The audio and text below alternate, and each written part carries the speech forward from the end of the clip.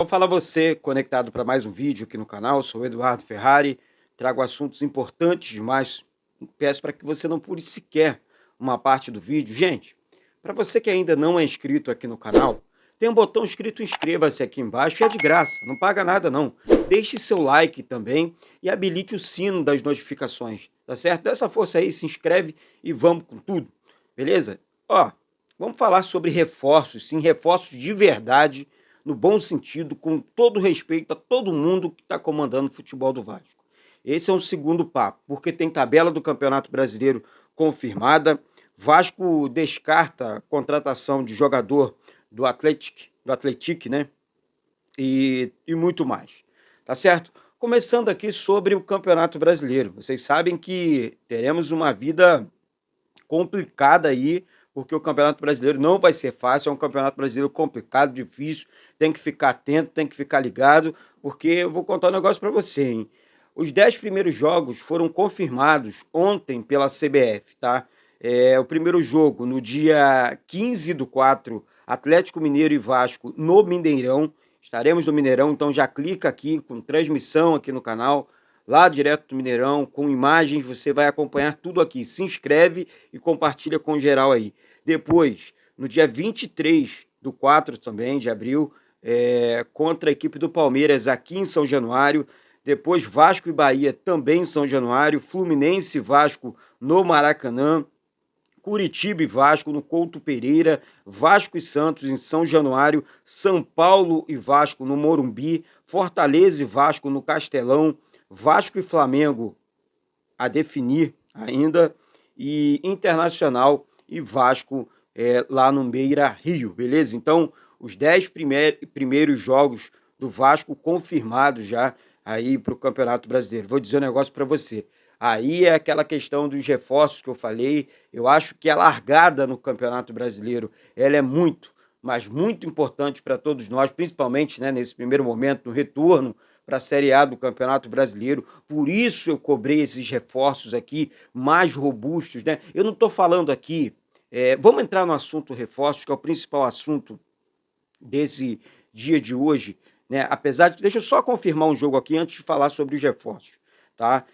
Hoje o Vasco faz um jogo treino, né? Contra o Tupi, às 16 horas no CT Moacir Barbosa, tá? Um jogo treino fechado, assim como foi em São Januário também, mas não teremos aí a transmissão desse jogo, nem pela Vasco TV, nem por ninguém. É um jogo treino totalmente fechado junto à comissão técnica do Vasco, beleza? Então, o Vasco faz mais um jogo treino hoje, dessa vez contra a equipe do Tupi, beleza? Só para deixar vocês atentos aí. Bom, agora sim, entrando sobre os reforços. O Vasco vai encarar, na minha opinião, o retorno daquele campeonato brasileiro difícil, né? Com as equipes grandes, com as maiores equipes do futebol brasileiro na Série A do Campeonato Brasileiro. Então, assim, é um campeonato realmente que vai dizer muito para o Vasco. O Vasco vai ter que disputar esse campeonato e não participar desse campeonato. É o ano do maior investimento da história do Vasco, já né? Foram investidos mais de 110 milhões de reais em reforços só para o time. Então, assim, mas não é o suficiente ainda, tá certo? Ah, Eduardo, mas a 777 no passado nós não tínhamos essa questão desses reforços, não tínhamos esse poder de investimento. Isso é tudo muito verdade, sabe? A cobrança que a gente faz aqui não é a cobrança. Eu vou sempre bater nessa tecla, porque tem gente que confunde, sabe? A cobrança não é em cima, pô, tá faltando respeito com o clube, com o profissional do clube. Eu nunca fiz isso, nunca farei algo desse tipo, né? De respeitar um ser humano que tá lá tentando trabalhar, tá lá trabalhando do outro clube. Agora, a cobrança ela tem que existir de certa forma, tá certo? Afinal de contas, o carro-chefe de qualquer clube, sabe, é o futebol. Nós temos o clube associativo ali com, enfim, com futsal, com vôlei, com remo, que temos que cuidar, com a natação, que temos, né, que o clube precisa arcar, são contas caras, são atletas que trabalham dentro do clube também. Mas quem comanda isso tudo é o futebol, e a gente sabe disso. Até por isso, o Vasco tem que ter um time forte. O Vasco tem que ter um time forte para construir, para juntar, né, conquistar esse dinheiro, não só títulos, mas esse dinheiro também para todas essas despesas que o clube tem. Sabe, os reforços de verdades aqui, que quando eu falei, parece que o Cuejar, né, e o Claudinho são os nomes assim que mais agradam o Vasco. Ah, Eduardo, são nomes difíceis, são nomes complicados. Concordo com vocês. Mas aqui, sem história, jogador bom é jogador difícil, gente, de contratar mesmo. É negociação braba, negociação assim que você vai ter certa dor de cabeça para trazer, enfim, mostrar projeto para o jogador, projeto para o dono do passe do jogador, empresário, clube do atleta. Então, se você imagina, se você fizer um desenho aí nos melhores sonhos, o time que o Vasco já tem, que já é um bom time.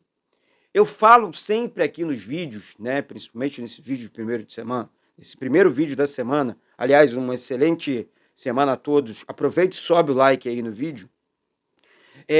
Aqui, eu estou falando aqui de 2 jogadores acima da média, não estou falando, vai parar o aeroporto, nada disso. Eu quero um jogador de transição que o Vasco não tem. Eduardo, o Claudinho é esse jogador? Na minha opinião, é.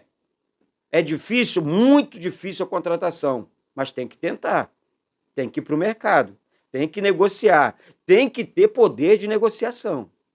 Eduardo, Cuelar, a mesma coisa, né?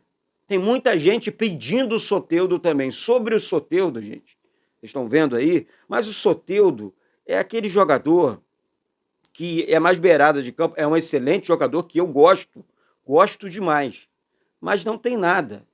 O que eu sei aqui dos 3 jogadores que eu estou falando aqui, o jogador que o Vasco teria procurado foi o Cuelar. O Claudinho e o Soteldo não teve rigorosamente nada. Mas precisamos desses reforços, por isso que eu coloquei na capa aí, reforços de verdade para esse meio campo do Vasco. Não precisamos de jogador de ataque, não precisamos de cabeça de área, não precisamos de zagueiros, assim, de coração, não precisamos de goleiros, de laterais. Nós temos esses jogadores. Agora, nós não temos, e isso está muito claro, esse jogador de transição. Esse jogador que faz essa bola chegar redonda no ataque, sabe? Esse jogador que os volantes ali, os volantes do Vasco têm muita qualidade. Mas tem que ter, aí eu entro sempre nesse assunto, esse famoso camisa 10. E eu acho que o Claudinho tem totais condições de fazer essa função. O Soteldo também tem, sabe? O Cuelar não, já chega para ser volante mesmo, para o lugar do Andrei Santos, porque o Andrei Santos vai para o Chelsea, isso é fato, não é história aqui. Essa é que é a grande realidade. Então a gente precisa ficar atento, a diretoria tem que estar atenta a isso aí, tem que ter cobrança sim, em todas as páginas, a galera que está dentro do Vasco tem que cobrar sim. Tem que parar com esse negócio de, não vou cobrar não, nada disso, tem que ir para cima. Eles vão entender que é pro bem do clube. Ninguém aqui, eu pelo menos, né, assim como você aí do outro lado, você também que trabalha dentro do clube, que cobre o dia a dia do clube, quando você cobra é porque você quer o bem do clube. E tem gente que precisa de um se liga, isso é normal. Assim como eu, assim como você.